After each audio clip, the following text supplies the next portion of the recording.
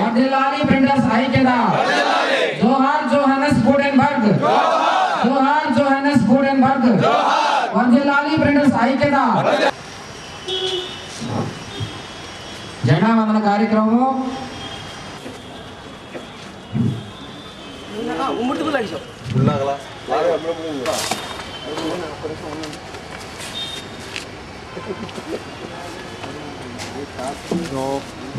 జోహార్ జోహార్.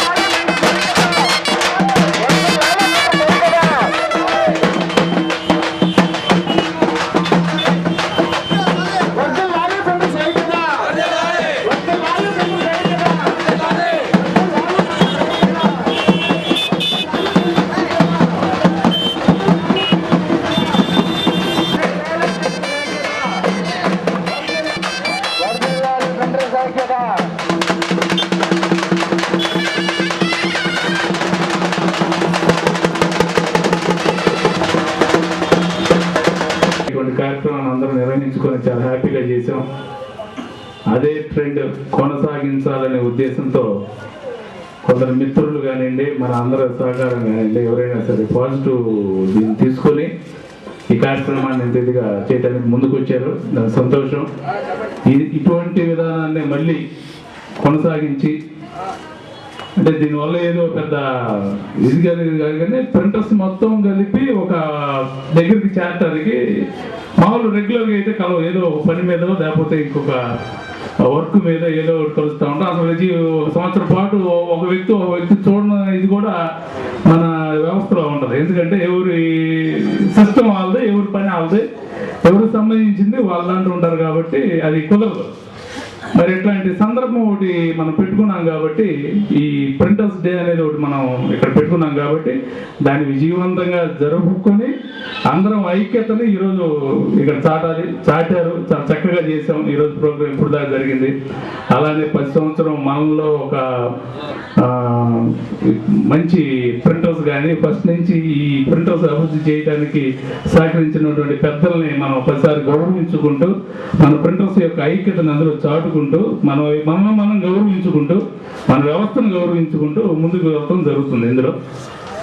మరి అదే దీన్ని ఒక జోహార్ గుటెన్బర్గ్ గారి జయంతి రోజుగా ఈరోజు జరుపుకుంటున్నాం.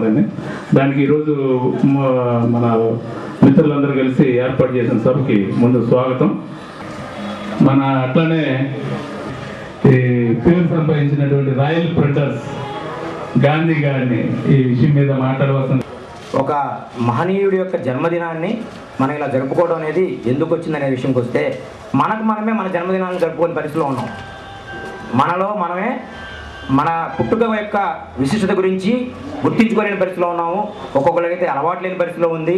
కానీ మన మనుగడకి మూలమైనటువంటి వ్యక్తి ఈ విధంగా ఆయన జన్మదినాన్ని ఆయన చనిపోయి ఎన్ని సంవత్సరాలు అయిపోయిందో మనకే తెలీదు, అలా జరుపుకుంటూనే ఉన్నామంటే మహనీయులు అనేవాళ్ళు చనిపోయిన తర్వాత పుడతారనేది ఒక నానుడండి.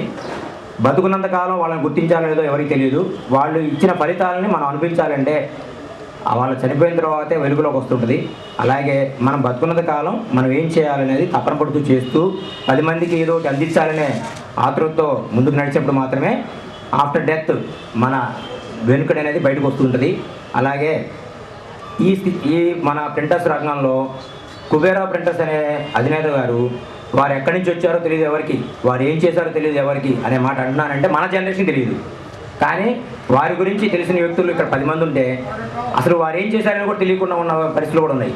కానీ ఇప్పుడు వారు రిటైర్మెంట్ అయిపోయి ఫీల్డ్లోంచి లేకపోయినా సరే మనం ఒక యూనిటీగా వారు మన సంస్థలో ఒక భాగమే, వారు మనకి మూల స్తంభం లాంటి వారు, వారిని తీసుకురావాలి ముందుకి, వారిని మనం గుర్తించాలి అని ఏదైతే గుర్తించుకుంటున్నామో అలా అన్ని విషయాల్ని మనం ప్రతి కోణంలో కూడా ఆలోచించి ఏదైనా సరే లీవ్ ఇట్ అనే మాట వాడకుండా అకంపెనీ విత్ అస్ అనే మాట అందరినీ కలుపుకుంటా ముందు పోవడానే యూనియన్ అంటారు. ఇవాళ నా వంతు నేనుగా ఫస్ట్ సెల్ఫ్గా చెప్పుకోవడం వలన నా ఆనందం, నా తృప్తి అనేది మీ అందరితో పంచుకోవడం జరుగుతుంది. అలాగే మిత్రులందరూ కూడా వాళ్ళ యొక్క అచీవ్మెంట్స్ ఏంటనేది స్టేజ్ మీదకి వచ్చి సభాముఖంగా చెబితే అందరూ సంతోషిస్తాం. ప్రతి ఒక్కరికి తెలుస్తుంది మనకి యూనియన్ ఉందా లేదా తర్వాత విషయం, ముందు యూనియన్ ఉన్నది అని ప్రజల్లో ఒక భావం ఉంటుంది. ఇప్పుడు మనం వెళ్ళేటప్పుడు పోలీస్ స్టేషన్ వచ్చింది, ఎంఆర్ఓ ఆఫీస్ వచ్చింది, వీళ్ళందరికీ ప్రింటర్స్ ఒక యూనియన్ ఉంది, ఇంత జనం ఉన్నారు అనే ఒక గుర్తింపు మనం పొందుతాం. కాబట్టి ప్రతి సంవత్సరం జరగాలని నేను కోరుకుంటున్నాను. Thank you. విధి సాధించిన మహానుభావులు స్టేజ్ మీద కూర్చున్నారు. నేను ఒకటే చెప్పదలుచుకున్నాను. ఇందాక మాట్లాడుతూ ఈ రంగంలో ఎంత అభివృద్ధి సాధించామో రాజేష్ గారు మాట్లాడినారు. అంటే మన చిన్ని గారు మాట్లాడుతూ ఏమైనా మన ఐక్యత పెరగాలి, ప్రతి సంవత్సరం జరగాలి, అభివృద్ధి కావాలి. అభివృద్ధి అంటే మానవ అభివృద్ధి లేకుండా ప్రపంచంలో ఇంకో అభివృద్ధి ఉండదు. నేను అభిప్రాయపడతా ఉన్నాను. ఈరోజు వచ్చిన సమాజ రంగంలో మార్పులు మన ప్రింటింగ్ రంగంలో ఉన్నాయి. నా అనుభవంలో 74-75 ప్రాంతంలో పెళ్లి చూపులు కూడా వస్తే బాయ్ ఎక్కడ పనిచేస్తున్నావు అంటే అత్తాఫీసులో పనిచేస్తున్నావు అని చెప్పేవాళ్ళు. బాయ్ అత్తాఫీసులో పనిచేస్తే పనికి దిగులు లేదు, సంవత్సరంతో పని ఉంటుంది, పిల్లనిస్తే గంజే ఉంది పెద్దాలని చెప్పి ధైర్యంగా పనులు ఇచ్చేవాడు. కానీ ఈరోజు నా పరిస్థితి కనపట్ల. అభివృద్ధి అంటే ఇంకో అంశం కూడా, టెక్నాలజీ అభివృద్ధి కావాలంటే మానవ శ్రమ లేకుండా టెక్నాలజీ అభివృద్ధి కాదు. నేను అందరికీ అభివృద్ధి అంటే ఇందాక రాజేష్ చెప్పిన అంశాల్లో చాలా ఉపాధి అవకాశాలు పెరిగే అవకాశం ఉంది. ఆ విధంగా యజమానులు అభివృద్ధి కావాలి. 100% అభివృద్ధి మనస్ఫూర్తి కోరుకున్నాను. అదే సందర్భంలో మిమ్మల్ని నమ్ముకొని జీవిస్తున్న కార్మికులు ఉన్నారు, వాళ్ళు కూడా ఈ రంగంలో భాగస్వాములు. ఇప్పటికే చాలా మంది యజమానులు కార్మికుల పట్ల అత్యంత ప్రేమ చూపించే యజమానులు. ఒక శ్లోకాన్ని పెడదాం. ఎంతమంది మనం మనకున్నటువంటి శ్లోకాలలో కరెక్ట్గా పెడుతున్నామా లేదా అనే అంశాన్ని ఎవరైనా ఒకసారి బేరీ చేసుకుంటున్నారా? దయచేసి ఒకసారి ఈ విషయం గురించి ఆలోచించండి. ఎందుకంటే ముద్రణ అంటే అదొక నిఘంటు. తెల్ల పేపర్ మీద నల్ల ఇంకు పడింది అంటే దానికి ఒక ప్రాశస్త్యం ఉంటుంది, దానికి ఒక గుర్తింపు. ఒక పుస్తకాన్ని మనం చదివామంటే పలానా పుస్తకంలో పలానా రాసి ఉంది. లేదు అంతెందుకు మనం మన డిక్షనరీని చూస్తాం, డిక్షనరీలో ఇంగ్లీష్ అక్షరానికి తెలుగు అక్షరానికి ట్రాన్స్లేషన్ చూసుకొని ఇది కరెక్టా కాదని డిక్షనరీని తిరిగేసుకుంటాం. ఎందుకని ప్రింటింగ్ అయింది. ఒక ప్రింటింగ్ అయినటువంటి అంశాన్ని ఎంత ఖచ్చితంగా ఉండాలి అంటే దాంట్లో అర్థాలు అన్నీ చక్కగా ఉండేటట్టు, తప్పులు లేకుండా జరిగేటట్టు ఫస్ట్ చూసుకోవాల్సిన బాధ్యత. ఎందుకు చెప్తున్నానంటే దాదాపుగా ఇప్పుడున్నటువంటి ప్రింటింగ్ రంగంలో ఉన్న మిత్రులు సగం మంది దాదాపుగా కొంత తెలిసి తెలియక వ్యవస్థలు నడుపుతున్నారు. తప్పు లేదు, ఎవరు పొట్టుకోటి కోసం వాళ్ళు నడపచ్చు, ఎవరు బ్రతుకు తెరువు కోసం వాళ్ళు నడపచ్చు. కానీ కనీసం తెలుసుకోవడానికి ప్రయత్నం చేయండి దయచేసి. ఈ శ్లోకం ఏంటి మీ దగ్గర లేకపోతే ఉన్న వాళ్ళ దగ్గరికి వెళ్ళి శ్లోకాలు కాపీ చేసుకొచ్చుకోండి. లేదు మన అటువంటి విన్నపాలు మ్యాటర్లు ఉన్నాయి, కాపీ చేసుకొచ్చుకోండి. తప్పులు లేకుండా ఉండేది చూడండి. ఫస్ట్ పాయింట్ నేను చెప్పేది మన మిత్రులందరికీ. ఇంకా రెండో పాయింట్,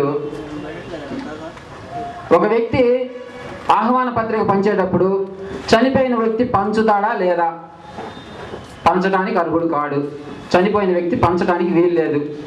భవదీయులను పెట్టి వెంకట సుబ్బారావు ప్లేటు కింద వాళ్ళ మిసెస్ గారి పేరు పెడతారు.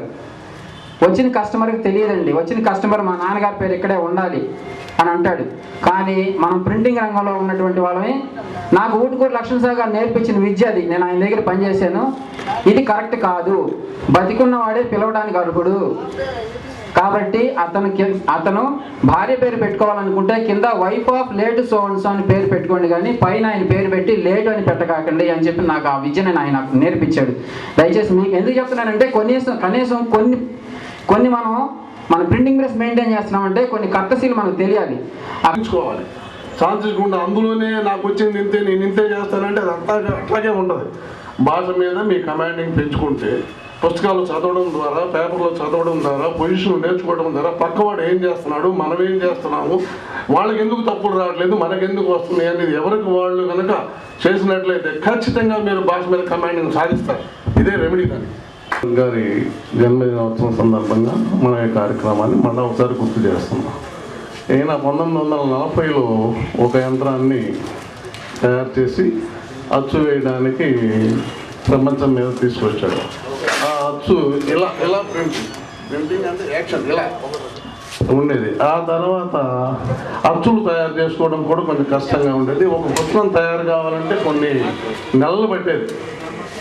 అందువల్ల చాలా పాత యుగం నుంచి ఆయన అట్లా చేసుకుంటూ వచ్చిన తర్వాత ఇప్పుడు బాగా టెక్నాలజీ పెరిగిన తర్వాత ఇప్పటికంటే సుమారు 560 సంవత్సరాల నాడు తయారు చేసిన మిషన్లు అది.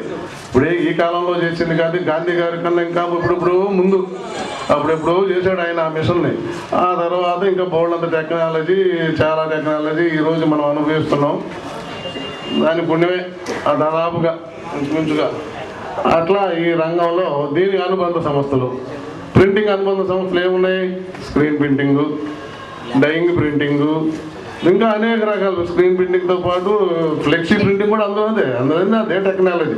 ఇలా కొన్ని 10, 20 సంఖ్యల్లో అనేక ప్రింటింగ్ రంగంలో అనేక ప్రింటింగ్లు, 1, 2, 3 ఒక సీసా మీద, వాటి మీద, టోపీ మీద, టాపీ మీద, టేపీ మీద, దేని మీద అయినా సరే అన్నిటి మీద ప్రింటింగ్ లేకుండా అడ్వర్టైజ్మెంట్ ఉందా, ప్యాకింగ్ సెక్షన్ ఉందా, ఏది ప్రతిదీ ప్యాకింగ్ అవుతుంది. గుర్తించండి మీరు బాగా, ప్రతి వస్తువు ప్యాకింగ్ అవుతుంది. ప్యాకింగ్ మీద ఏముంటుంది?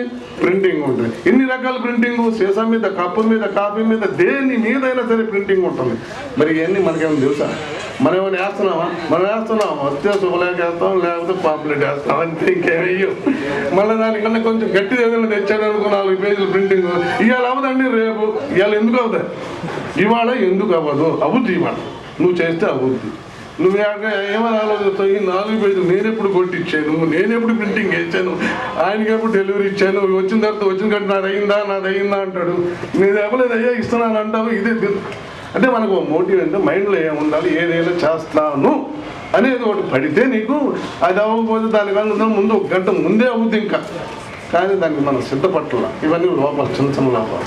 ఇక అసలు రెడ్డి గారు చెప్పినట్టు అక్షర దోషాలు, దీన్ని రాక్షస ముద్ర అంటారు. ఇదివరకు రాక్షస ముద్ర అంటే ఉదాహరణ తీసుకుందాం, బ్రహ్మంగారి నాటకం. ఆ కాయ ఇటు పడితే నాకడం అవుద్ది, బ్రహ్మంగారు నాకడం అవుద్ది. ఏమైనప్పటికీ అక్షర దోషం భయంకరమైనటువంటి భాష మారిపోయి భేదార్థాలు మారిపోతాయి. అందుకని ఆ అక్షర దోషాలు లేకుండా చూడటం అనేది కూడా కస్టమర్ మీదే బాధ్యత కాదు. మనం అంతసేపు ఏం చెబుతాం? కస్టమర్ రాగానే మీరు చూసుకోండి, మీరు చూస్తే మేము వేసేస్తాం. చదువుతున్నారా? మీరు చూస్తే మేము వేసేది వేస్తారండి. ఆ తర్వాత ఉంటే మాకేం తెలియదండి, అదంతా మీదే. మేము మాత్రం మాకు తెలియదు. స్నేహ ఉద్దేశంతో, స్నేహ బుద్ధితో సక్కంగా మిగిలితే అందరికి అవగాహన వస్తుంది. ఇలాంటి కార్యక్రమాన్ని ప్రతిస్వాతం చేసుకుంటూ ఈ ఫీల్డ్లో ఉన్నటువంటి లాభ నష్టాలను కానీ, కష్ట సుఖాలను కానీ అర్థం చేసుకోవాలి. అదే మాదిరిగా వర్కర్స్ని కూడా మనకి సహకరించి మనతో పాటు చేసేటువంటి వాళ్ళు కాబట్టి వాళ్ళ వ్యవహారం కూడా మనం ఆలోచించాల్సిన బాధ్యత మనకి. కాబట్టి దగ్గర పెట్టు ఈ ఫీల్డ్ని అవాయిడ్ చేయకుండా దీన్ని అభివృద్ధి చేసుకుంటూ మంచి పద్ధతిలో మెలగాలని ఉంది.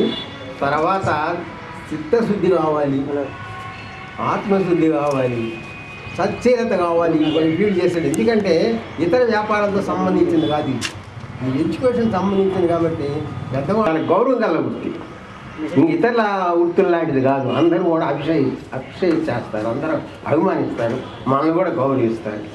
కాబట్టి ఇలాంటి దాన్ని అవాయిడ్ చేయకూడదు, వదిలిపెట్టుకోకూడదు. దీన్ని అభివృద్ధి చేసుకునేదానిగా కార్యక్రమం రండి. తర్వాత సహకరించినటువంటి వాళ్ళని అవాయిడ్ చేయకూడదు. వర్కర్స్ తక్కువ, సొంత వాళ్ళని ఎక్కువ. నాతో పాటు నా సాధారణ సాయం చేసింది, నా పిల్లకాయలు చేశారు. నేను అవేంటెడ్ వర్క్ చేశాను, మా ఇటు గవర్నమెంట్ వర్క్ ఉంది. కోర్టు మనకి ఎక్కడ ఉంచారా, కోర్టు వర్క్ చేయాల్సి వచ్చింది. కోర్టు జడ్జిమెంట్, ఈ జడ్జిమెంట్ చేయడానికి ప్రూఫ్ రైటర్ కావాలి. అది నా పిల్లకాయలు సహకరించారు నాకు ప్రూఫ్ రైటింగ్ చేయడానికి. మరి టికెట్ మిషన్ పెడితే అది నా సహకరించానే చేసింది. నాకంటే ఎక్కువ ఆమె కష్టపడింది ఈ ఫీల్డ్లో మాత్రం. నేను దీంట్లో సంపాదించింది తక్కువ.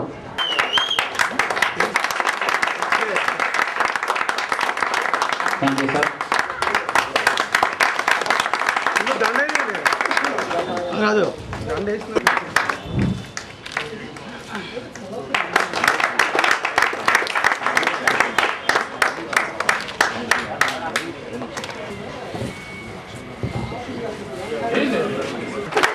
Thank you sir. జీవితంలో సమ్మానం అనేది ఒక పెద్ద గొప్ప వరం, ఎంతో ధన్యమైంది. మానవుడిగా పుట్టడం కంటే. Thank you sir. మన ప్రింటింగ్ రంగంలో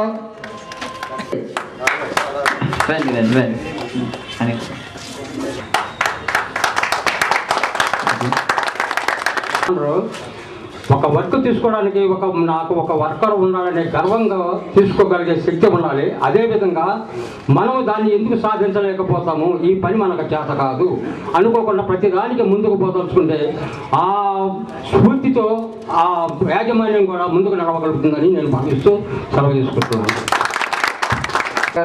ఈ ప్రాంగణంలోనే ఉంటూ ఇక్కడే ఈ ప్రాంగణంలో నివసించి ఇప్పుడు